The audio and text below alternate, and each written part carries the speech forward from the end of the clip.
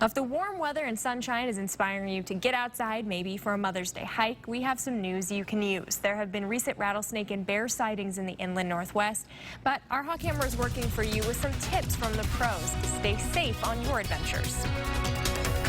It's going to be a chance to enjoy the fresh air, smell the smells, and enjoy the sun. Before you hit the trails, though, the Washington Department of Fish and Wildlife has a few reminders for you. We want to stay in touch, so this is our way of doing it. Hiking, biking, lunch, coffee. It's an early Mother's Day present to themselves.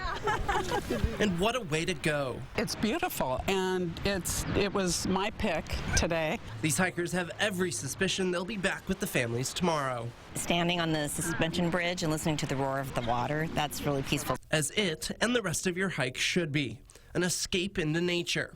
But remember, nature is out there too. We're lucky to live in an area where we can see bear and cougar.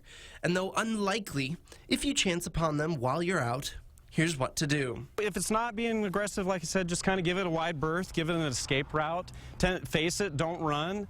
But with both cougar and bear, they have that chase reflex. Now, if it starts getting aggressive, that's where you'd want to make yourself real big. If you're next to somebody else, stand next to them, and then be assertive. Make a lot of noise and try to scare that animal away. You should also keep a lookout for moose. Hot weather can bring them in looking for water and even your garden plants.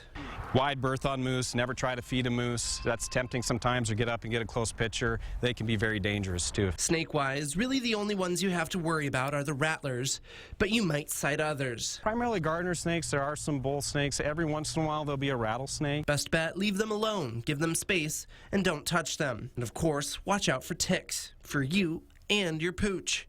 And on that note, best to keep them leashed.